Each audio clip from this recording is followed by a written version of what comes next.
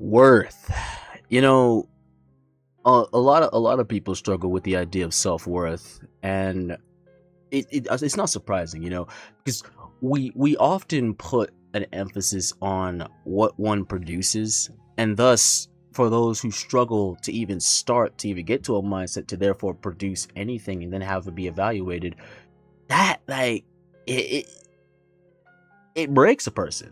And so shout out to society just perpetuating harmful stereotypes on women's and men's self-worth. Today we're gonna tackle pretty much just a video, like just a small clip of perfectly capturing like why humanity in many ways can't move forward. It's because, well, we're focused on the wrong things and allowing those things to determine, like, are you worthy? And so let's get into it. Baby, stop acting like y'all are perfect. Stop. Men are not perfect. Stop it. It's not about being perfect. It's just, it is what it is. The truth is the truth. Then what do you have left? How are you valuable to me? And so it seems like just to clarify, it seems like he's probably making a claim of basically like, hey, men are particularly positioned in a way that is vital and necessary, and he's being criticized basically for like, okay, the traits of your necessity, like take that away, what are you? Like, and so like let's get into it. How? Wait a minute. Take it away. I'm finna take it away. I'm finna take it away. Watch this. See, when women get their back against the wall, this is the type of shit they do. They go to let me speak. Jesus. You need them. Man, I'm serious. When you bring in my Lord into this, I mean, I'll be the first to say, listen, like, if you tell another person they need Jesus, you don't have enough of him. Because I mean, I think the way Jesus was patient with people, and you notice this with his interactions, he wouldn't like this. Jesus is the Logos. He is God Almighty personified as a human being, and yet he's being extremely patient. He knows the hearts and intentions of people always, and yet he's like, he'll let them set up their blocks, obviously to knock them down, but patiently as they say, okay, I gotta adjust this right. And I think we could use a bit of that, that bit of chivalry, or I guess this goes beyond just men's chivalry. I think we could use a bit of that patience and class that he had in situations, because it's like, I get it, emotional reaction, you lose the argument automatically, but come on now, don't just antagonize people. Sitting here listening to y'all, and every time I speak, y'all cut me off. Can I please speak? That's how you did me last week. There you go. Have a great day. Have a great day. Tick for tat. So like you wonder why the world is so much suffering and not enough progress. This right here, we got to have our tick for tat. And I get it. When you've been scorned, that's like the worst. That's like the worst thing that diabolically happened to you. Your pride is your shield, and when somebody touches that, cracks that, like the ego bleeds out through the cracks. Go ahead, finish. I don't even want to go speak no more. Y'all go ahead. If he's broke, you not gonna fuck with him. So stop the cap. So Stop it. If you my man and you have nothing, you have no money, how are you valuable to me? At what age are we talking? Your age, right? That's crazy. Money, and resources are extremely important to get a person through life. It's like I think people find that out, especially when they get hurt and they end up in the back of an ambulance, and they realize that the trip to the hospital, that Uber ride, let's just say it cost. I have never been in the back of an Uber. I mean, the back of ambulance, but for what I've heard, hundreds, potentially thousands, and just to get you to the doctor who's gonna hopefully save your life, to then put you in like tens of thousands, or even hundreds of dollars of debt. It's like, yeah, resources matter, but when you put everything about that like on a person, like what is your worthiness to me outside of those things? I do think it's unfortunate, because you can't also, and he does bring up a good point, you can't also just say that they're nothing, because I think a lot of people That's their deal breakers. Like if you don't have a extremely well paying job, if you don't have an extremely well paying house, a well paid off house, and a vehicle, they will just say you're not worth it as a person. And so we can't say it's meaningless, but we also can't say that it's everything, because I think you miss something important that you're doing when you're destroying society, like by basing worth on those things. Right now, it does matter, because if you young, both of y'all supposed to be broke. You young. Right now. Okay, why would you be dating a man at 40-some years old with nothing? Right now. Let's start there. You the one always. I'm asking you a question. You still have not answered my question. And the question is what? I will say this. I will say this. You notice that at points like this, you're not even really having a conversation with somebody. They do just want to like, and that like conversations are like full of narratives. But when you're talking to somebody and it becomes quickly clear that they want to control the dynamics of this engagement, instead of actually just talk about like just kind of exchange points of views, because I get it. You have your perspective on somebody else's viewpoint, but again, like, it's just the basic things that you see on why society can't move forward. I mean, like, he's raising a good point where it's like, hey, you're not gonna listen to somebody who doesn't have at least a show of resources. So why would you even pretend like it's meaningless? Say it again, so I can answer it one more time. Jesus Christ, I don't understand. You have nothing. You have to put what you're saying in context. Are you saying I'm a man that was with you that fell off? And so that's kind of the end of that clip. I want to see what the comments have to say before I get into the text, because again, like, destroying a person's self-worth. Whoa, I went a little too far. Destroying a person's self-worth, that like off of just trying to evaluate him and make him seem like he's nothing. I do think the modern woman is kind of cooked in that when it comes to, like, well, let me be specific. These individuals that live by these different popular philosophies, I should say. And so let's see what the comments say. It says a 304 with a perfect. Oh wow, that man's a menace. Can't argue with a woman with chest tats. I mean, that's a good question. Comments, do you think you can do that? Let's see. Fellows, if a woman won't let you land in a conversation, it's best to move on. Yeah, that's the worst thing. That's the sad thing. Because in trying to fight a person that does not want you to have a point, like, you realize you're not having a conversation anymore. You're just in many ways a vehicle for this person to once again reassert their narratives. Let's see. I thought he only dude there till I saw the other dude. Ladies, we do talk too much at times. This is proof. I will say this, and a shout out to the ladies who recognize, it's one thing to say, okay, for thousands of years, women do not have a right to quote unquote speak on these subjects. It's another thing to say, well, are we having a conversation, or are you just talking down to somebody? Let's see, one more comment. Women cannot have conversations relating to relationships or men, even if when they intelligent, those two topic, they turn to children. So, very interesting perspective.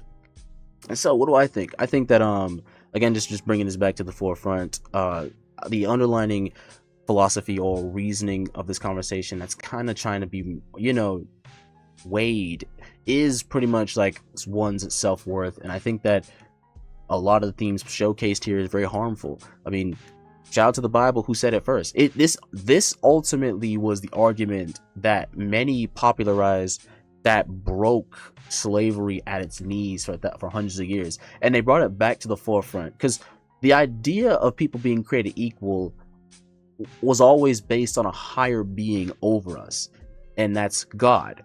And so what is the subject of our equality? Why can it, no matter the strength, resources, wealth, age disparity, and even gender, how can we find equality despite all the unequal traits we see? Well, Genesis chapter 1 verse 27. So God created man in his own image. In the image of God he created him, male and female he created them. A very poignant text that just outright just gives our value meaning beyond our features, beyond what we can give to the other side or do in this world. We were born with inherent worth. And so bring it back to that. Don't ever forget that. Don't ever get lost in trying to prove yourself as worthy when you were born worthy, no matter who you are. And it's so powerful that you see this being the underlining theme of various other texts, like Psalms 8 verses 4-8. What is man that you are so mindful of him? The psalmist is pondering the idea of like God being so meticulously in preparation of man. You know, this world was built for us, it serves us, we're able to bend it to our will. How can we do this? It's based on a creator that values us and actually values our ability to manipulate the world around us. He just says do it for good.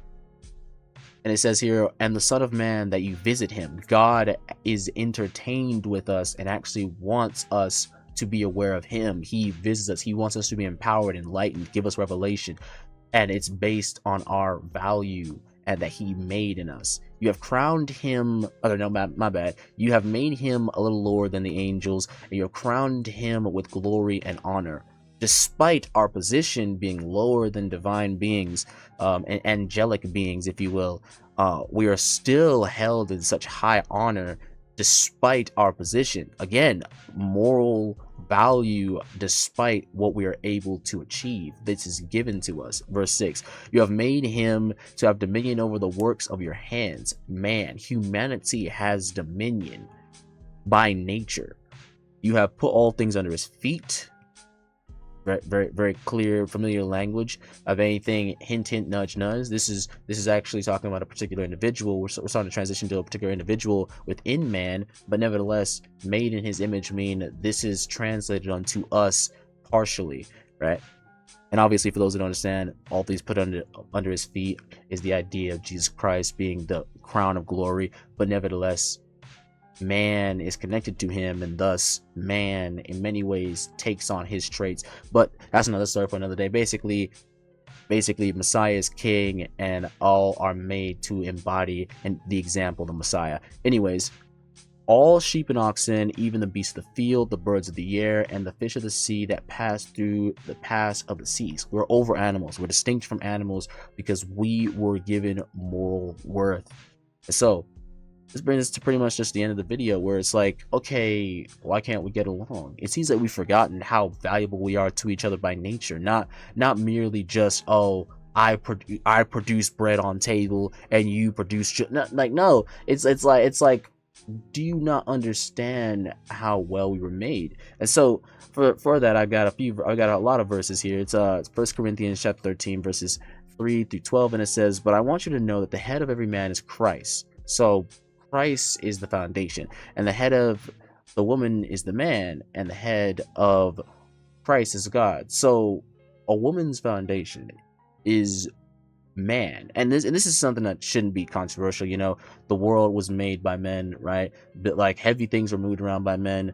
If anything, the reason women cannot work is based off of individuals altering the system when it comes to like amending the Constitution to hold a place for women to be able to not only participate but also do it independent of men. And so again, Christ's foundation of every man, man foundation for every woman, and obviously the foundation for Christ is God Almighty. Every man praying and prophesying having his head covered dishonors his head. Very interesting covering language that translates from Deuteronomy, where it's like you have this person over you, and therefore you shouldn't, as a man, have this person over. You should be able to stand with your own 2 feet. This is why you dishonor Christ, because he made you to be a foundational pillar, not be a pillar that is, you know, held from kept up by another foundation. But every man who prays or prophesies with her head uncovered dishonors her head, for that is one and the same as if her head were shaved. It's unreasonable for a woman to not have something covering her, something stabilizing her, someone over her to be able to make sure she has protection. I guess you can call it her big stick, if you will. Somebody who will be that position to always defend her. Verse 6, for if a woman is not covered, let her also be shorn, but it is shameful for a woman But if it is shameful for a woman to be shorn or shaved, let her be covered. And I think we know this in society, right? You know, when people say men don't protect women, they see it as an evil, because even on an intrinsic level, they know that women should have protection, someone covering them, someone covering their backs.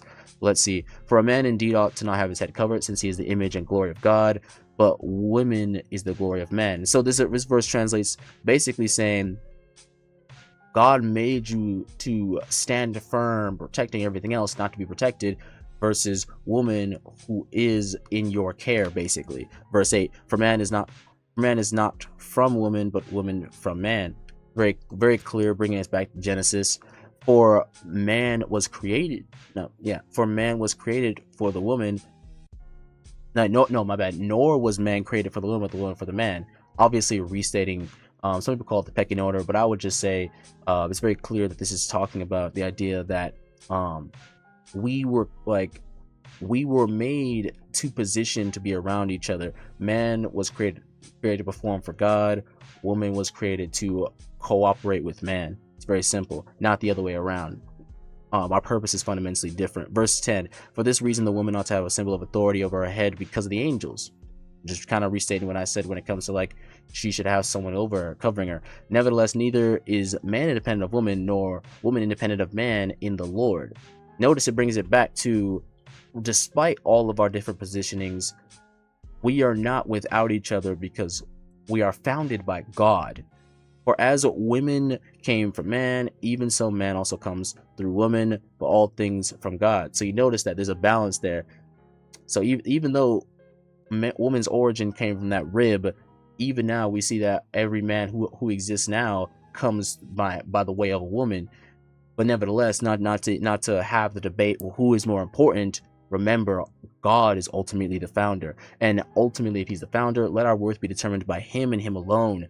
Him alone, guys. And so I just want to kind of touch on this, do a little Bible study with this video, because it hurts my spirit to see us talk like this to each other, like to act like we don't matter if we don't produce resources. It is tragic. It is sad, but hey, that's just how some people are. And so shout out to the Date Night podcast for this interesting clip. Very heated, but either way, let me know what you guys think. Do you think our worth is determined by our resource, or do you think we should always come back to God? Because it seems like when God enters in, the concepts he set are always so foundational that even when we lose our way, those things bring us back. But with that being said, a bit of a long one, but thank you for watching. God bless and stay blessed. See you guys in the next one.